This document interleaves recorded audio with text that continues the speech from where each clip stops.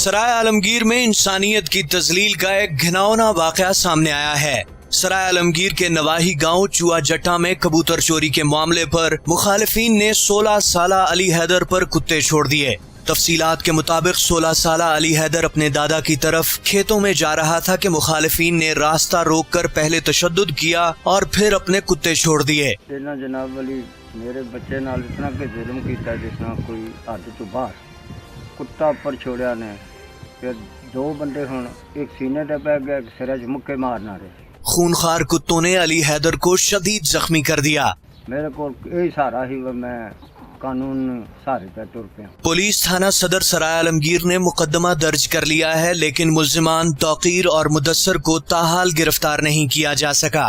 مزید خبروں اور اپڈیٹس کے لیے وزٹ کیجیے newsalert.com.pk۔